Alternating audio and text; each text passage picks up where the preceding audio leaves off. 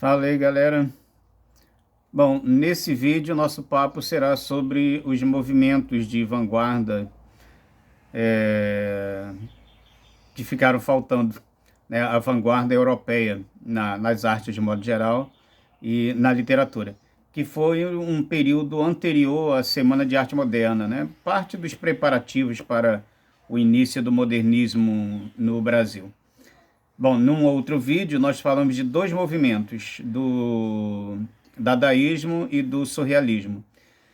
O contexto histórico é o mesmo, é o contexto da Primeira Guerra Mundial, o período próximo a 1910, né, pouco antes, pouco depois, 1920, alguma coisa. Esse é o contexto histórico desses movimentos europeus de vanguarda, como vimos no vídeo 1 sobre esse assunto. Bom, no caso do cubismo, recapitulando, nós vimos então surrealismo e dadaísmo e falta, para o que veremos nesse vídeo agora, o cubismo, o futurismo, o expressionismo. O cubismo é de 1907, né? E ele ficou assim sendo bastante evidência até 1918 aproximadamente. Pablo Picasso é o principal nome no cubismo. Então, esse nome cubismo vem de cubo, tem a ver com formas geométricas, né, com as formas geométricas. Então, o artista, o plástico, ele decompõe as imagens, né, em formas geométricas. Então, um triângulo pode ser uma ave, um círculo pode ser a cabeça de alguém. Então, as composições, as obras, elas são feitas a partir dessa junção de formas geométricas, como se estivesse decompondo uma imagem. Observar as figuras, né, do Pablo Picasso é uma melhor forma de compreender, né, o cubismo a partir dos desenhos do, do Pablo Picasso. Bom, na literatura, essa. Porque assim, pintores e escritores conviviam nesses grupos, nesses movimentos. Então, um acabava incorporando determinados traços da arte do outro. Isso era bastante comum, né, por conta desse convívio. Isso aconteceu em outros movimentos também. Então, na literatura, as características principais cubistas seriam a fragmentação da realidade.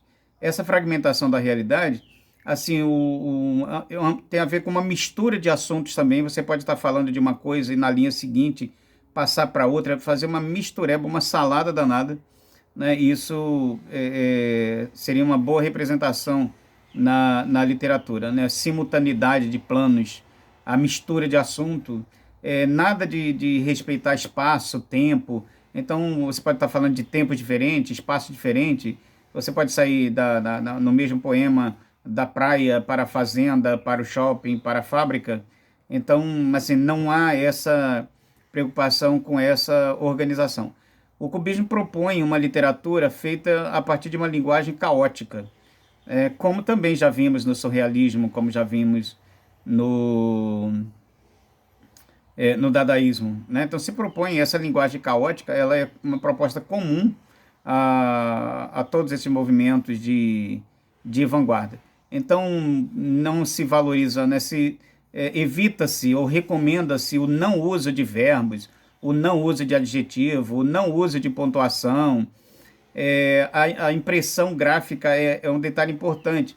Então, isso mais tarde vai influenciar no que foi o concretismo na nossa literatura, que veremos mais à frente também. Então, o concretismo ele sofre uma influência do cubismo, já que o cubismo valorizava a impressão do poema no papel, a forma. Como se a intenção, no caso do poema cubista, que é a mesma do poema concretista mais tarde, você fazer com que as palavras sejam organizadas de forma a te lembrar a imagem que o poema retrata. Então, se você está falando de uma montanha, você organizar o poema de forma que a imagem da impressão desse poema no papel te lembre uma montanha, né? E assim vai. Então, isso acaba influenciando mais à frente no nosso concretismo. O outro movimento, o além do cubismo, o futurismo. O futurismo é de 1909. E o futurismo, né, o principal nome é o Filippo Tommaso Marinetti. Acontece na França o futurismo. E o futurismo ele se manifesta muito mais a partir de manifestos do que de poemas, do que de obra propriamente dito. Eu diria que o futurismo foi um movimento de manifestos. Tem muito mais manifestos futuristas do que poemas futuristas. Agora, a influência do futurismo foi determinante para o modernismo brasileiro. Inclusive, alguns críticos chegaram a chamar o modernismo de futurismo, né? Porque a primeira geração do modernismo na poesia foi uma geração muito violenta, muito radical. E o futurismo é um movimento radical. O futurismo foi um movimento muito radical, um movimento extremista até, com características fascistas, inclusive. Porque o futurismo, inclusive, foi a arte adotada, né? A linguagem adotada por Mussolini na Itália, a linguagem artística, né? Que caiu na simpatia do Mussolini. Então, o futurismo, entre outras coisas, propunha o menosprezo da mulher, de certa forma estimulava a violência contra a mulher, tá? A partir do menosprezo, né, que se atribuía a ela. O futurismo era contra qualquer discussão sobre voto feminino, qualquer discussão voltada para direito da mulher. O futurismo, na verdade, foi um passadismo, né, porque era praticamente uma proposta, lá, um passado remoto, e valorizava o uso das armas, valorizava o soco, valorizava a violência. O futurismo foi um movimento que valorizou imensamente a violência. Daí a sua admiração, né, pelo fascismo e aí a adoção até por Mussolini. Bom, no Manifesto de 1909, tem alguns itens que eu destaquei aqui para comentar. Um deles, né, o manifesto diz assim: os elementos essenciais da nossa poesia serão a coragem, a audácia e a revolta. Outro item do mesmo manifesto: tendo a literatura até aqui enaltecido a imobilidade pensativa, o êxtase e o sono, nós queremos exaltar o movimento agressivo, a insônia febril, o passo ginástico, o salto mortal, a bofetada e o soco. Ou seja, então você vai observando aí a linha desse movimento, é um movimento extremista mesmo. Outro item do mesmo manifesto de 1909. Nós queremos glorificar a guerra, única higiene do mundo, o militarismo, o patriotismo, o gesto destrutor dos anarquistas, as belas ideias que matam e o menosprezo à mulher. Então, assim, para você ser um futurista, você tinha que abraçar essas ideias. Menosprezo à mulher, valorização das armas. Olha só como o tempo, né, o mundo não apenas gira, o mundo dá cambalhotas, porque eu estou falando aqui de um manifesto de 1909 que nós estamos vivenciando agora de novo, né? Quando você pega artistas defendendo ideias de um governo que tem por objetivo a perseguição à liberdade artística, é porque tem alguma coisa muito errada acontecendo, né? E aí você tem esse grupo defendendo esse princípio, ou seja, defendendo as armas, como hoje você tem, né, uma defesa absurda das armas, até por pessoas ligadas à religião cristã, né? Você tem pastores, padres defendendo a liberação das armas. Você tem hoje um decreto que permite a cada cidadão ter pelo menos 4 armas, desde que tenha grana para comprar.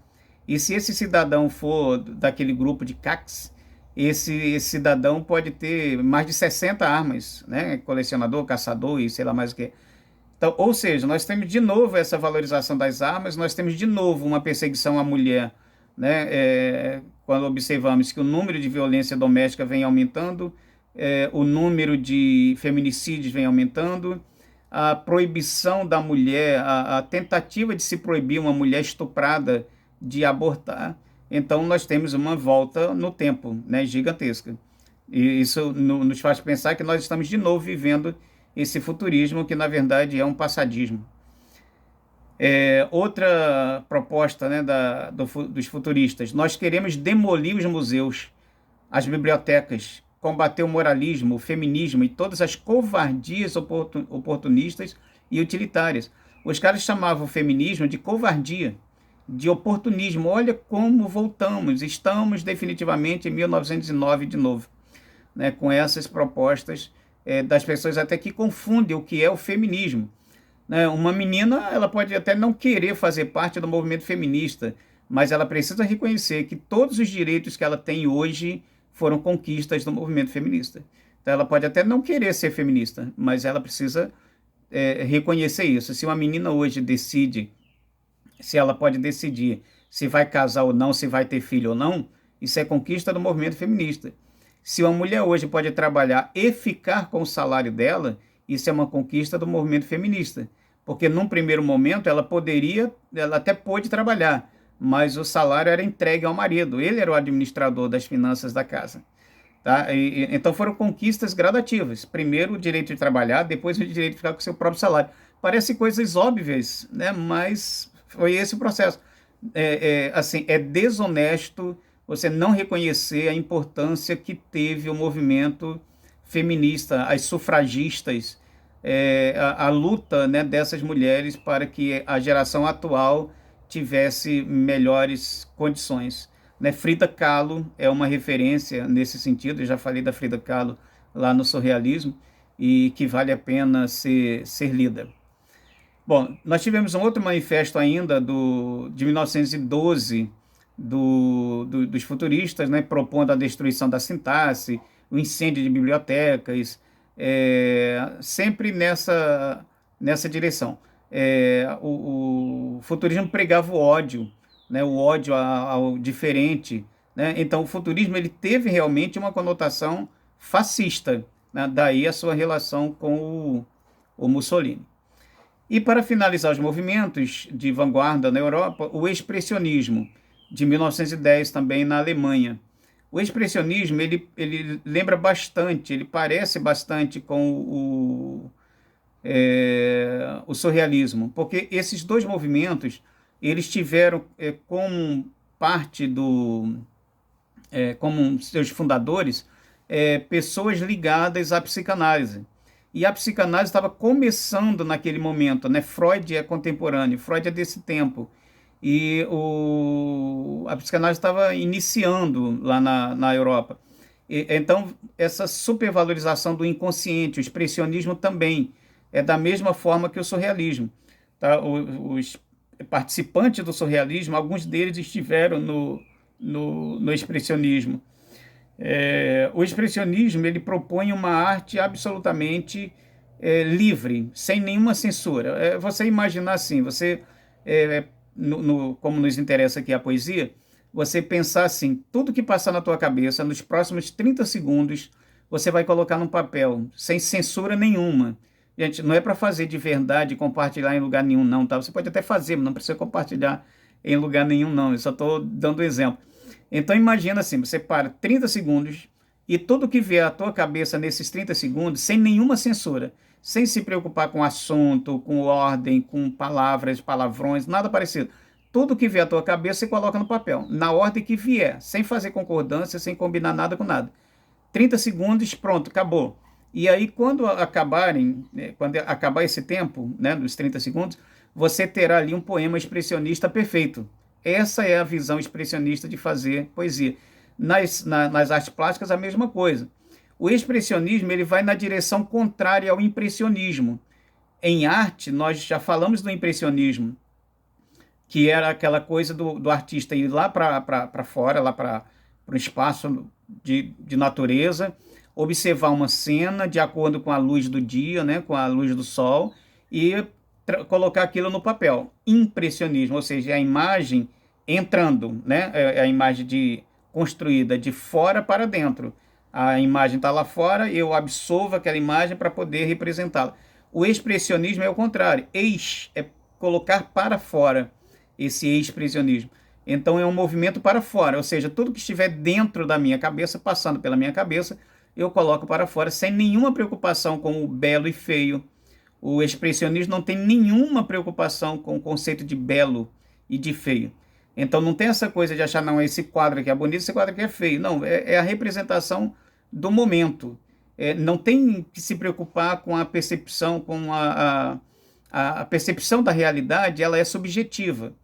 Então, alguns autores foram mais extremistas, outros foram mais light.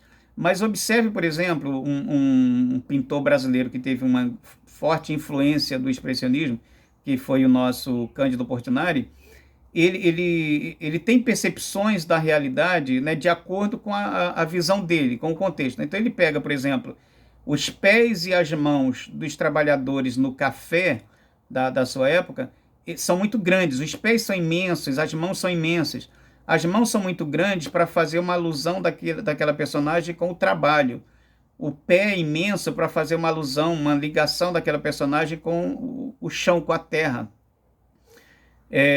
Em Os Retirantes, as personagens são muito magras para mostrar a miséria. Tá? Então existe essa relação. Né? E existe uma relação mais extrema, né? Que é aquela coisa de não, eu não tenho que me preocupar com o conceito de belo e de feio. Né? E, essa preocupação existiu em Portinari. Agora, nos autores que foram o Portinari, repito, ele teve influência do expressionismo. Mas os pintores efetivamente expressionistas, eles tiveram muito menos preocupação, né, com essa ideia. Não interessa o que é belo, o que é feio. Eu não posso classificar um poema como bonito ou feio. Tudo é poema. Eu não posso classificar uma tela como bonita ou feia. Tudo é fruto da criação de alguém. Essa é a visão expressionista. Então, se eu chegar ali e fizer uma tela colocando, não sei desenhar, e eu faço com aqueles palitinhos, com aqueles tracinhos, e pinto aqueles tracinhos, e digo que é uma tela expressionista maravilhosa, e pronto, é maravilhosa e acabou a história. Né? O pintor expressionista, o poeta expressionista, não tem nenhuma preocupação com o conceito de belo ou com o conceito de feio. Tá? Tudo é natural. Na literatura, a mesma coisa. É a valorização do interior, do inconsciente desse artista. Bom, com isso, então, nós concluímos, né, os 5 movimentos europeus de vanguarda, né, repetindo os nomezinhos, né, o dadaísmo, o cubismo, o expressionismo, o surrealismo, o futurismo. O mais perigoso deles, sem dúvida alguma, né, pela proposta de violência, de castração de direitos até, né, no que diz respeito ao menosprezo à mulher, o futurismo. O futurismo foi realmente um movimento muito agressivo, muito fascista, seria uma representação dos nossos dias. O futurismo, portanto, não passou de um passadismo, né, de uma volta no tempo, aquela questão de vamos fazer uma guerra para poder limpar a humanidade, fazer uma faxina na humanidade, promovendo uma guerra para eliminar os mais fracos. Né? E isso era uma proposta do futurismo. Então, olha como isso está alinhado com o discurso de Mussolini na Itália, né? E até com o discurso do Hitler na Alemanha, e até com o discurso do governo brasileiro hoje, né? De eliminação dos mais velhinhos, dos doentes, do meio ambiente, dos indígenas. Né? É uma desgraça, é um passadismo, o que é muito cruel. É isso, então. Abraço para quem for abraçável, beijo para quem for beijável. Até o próximo vídeo.